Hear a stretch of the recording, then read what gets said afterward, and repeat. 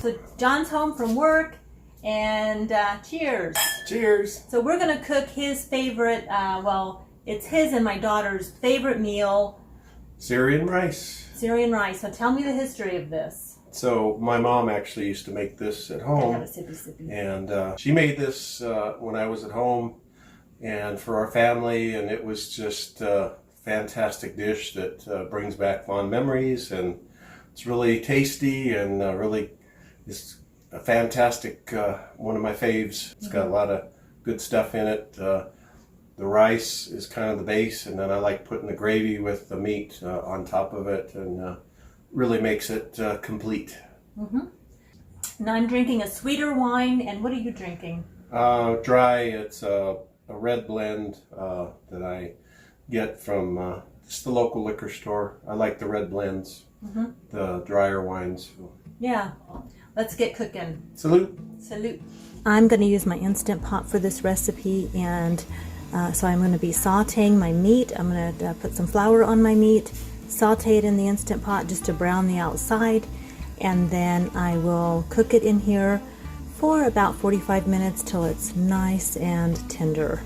So John got this at Albertsons. John, what kind is this? It's top sirloin, thin cut. Oh, and there's my shadow. Sorry, let me move out of the way. 2 pounds of thin cut top sirloin. You can use round steak or cube steak, and you just want to cut it into strips. I'm going to brown it I'm going to roll it in flour with a little bit of salt and pepper, and then saute it in my Instant Pot. If you don't have an Instant Pot, just cook it with cook it on a stove in a skillet. Brown the meat, and then you'll do the same thing I'm going to do. Add your ingredients into the pot, and you'll just cover it and cook it on the stove. You just have to watch it. Whereas if you're using an Instant Pot, you can just cover it, seal it, and walk away, which is what I'm doing.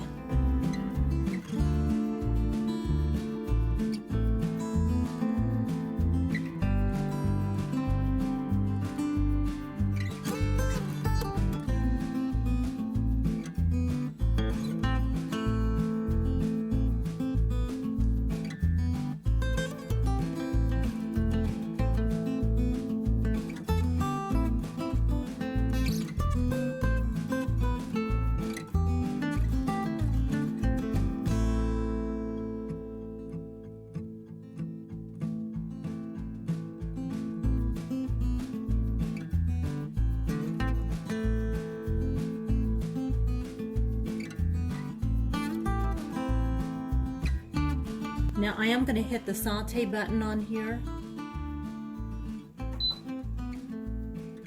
and we just wait. It'll go into saute mode.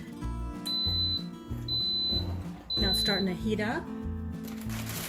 In the meantime, I'm going to take this meat, and I'm just going to coat all of the meat with flour mixture, the flour, salt, and pepper. You could do this in a bowl as well, but I just like to do it in a bag. And if you don't have enough flour, you just add a little more.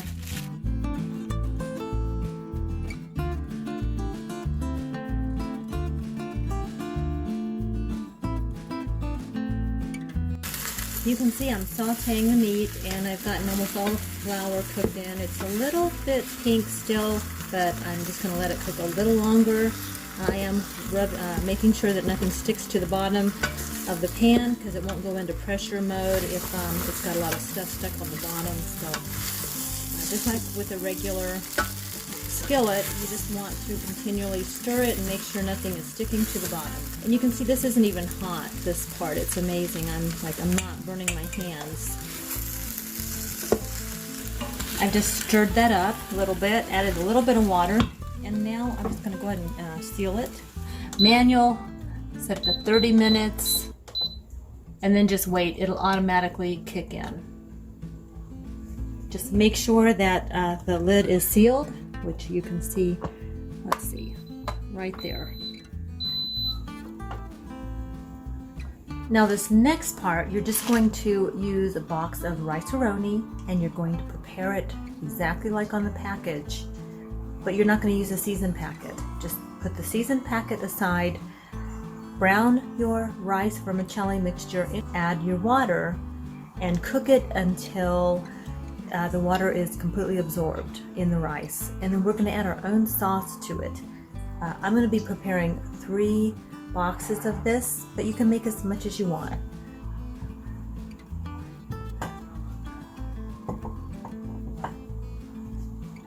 Now I'm going to do 3 boxes, so I'm going to go ahead and add pretty much a whole stick of butter in there.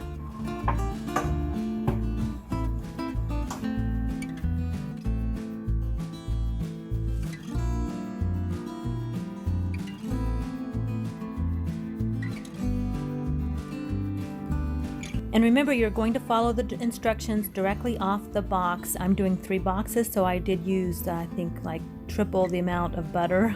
And again, just place your seasoning packets to the side. You will not be using those. And you don't want it to burn. So about right there. Now I'm going to start adding some water. Now my mother-in-law always said to boil the water, but I don't. But it does hiss a little more if you don't boil it.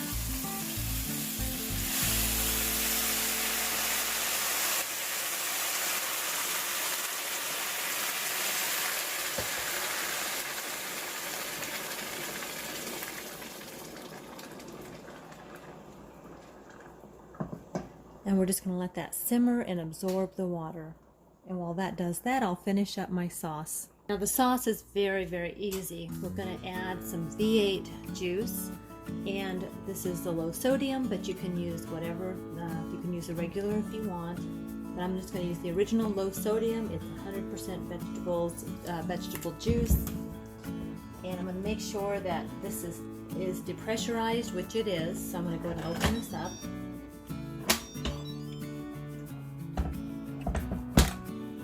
I'm going to go ahead and add my V8 juice.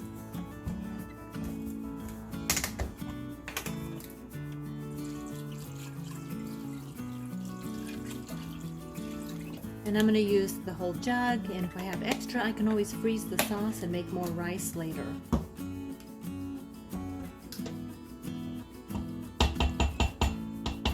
I'm going to go ahead and seal this up and cook it for probably another 10 minutes. If you're doing it on the stove, you want to just cook it on maybe about a medium heat with that sauce until you just got to make sure the meat's completely done, which in the Instant Pot it cooks so much faster. And you just want to heat the V8 juice completely through, and then we're going to add a couple more ingredients. The rice is thickening up. You can see it's not quite there though. We're going to add a little more water to absorb here, and there we go. So I've added a total of about 4 cups of water now. Actually more like 5.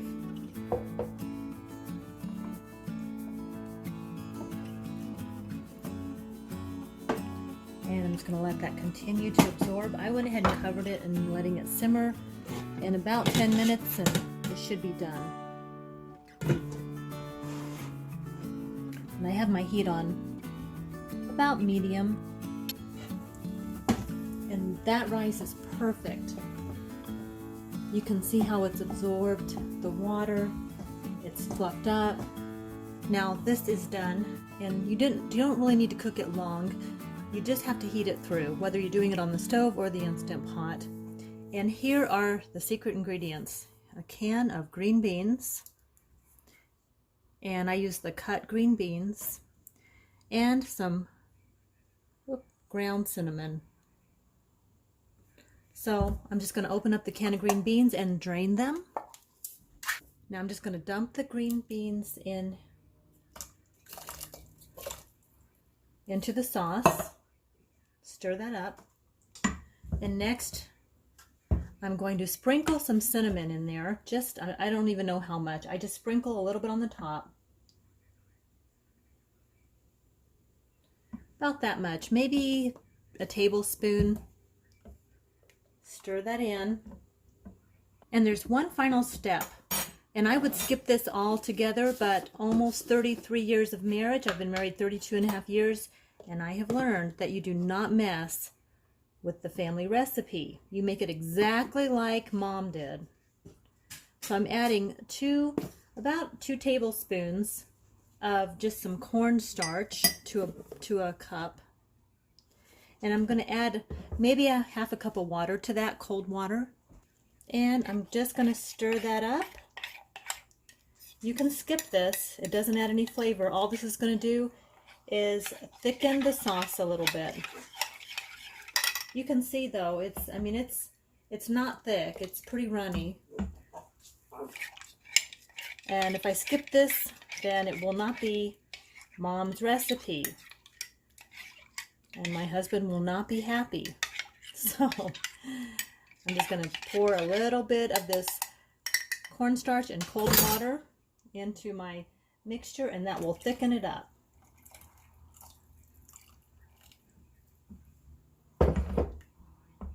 And you want to do this while it's still on low heat, which I just have this sort of on simmering on low heat. If you were using the stove, that's what you would be doing, is just simmering on low heat. And you're going to see this thicken up. And you can add more if you want till it gets to the thickness that you like, but we just want it just to, you can already see it starting to thicken up. Just a little bit. We just want it to thicken up a little bit.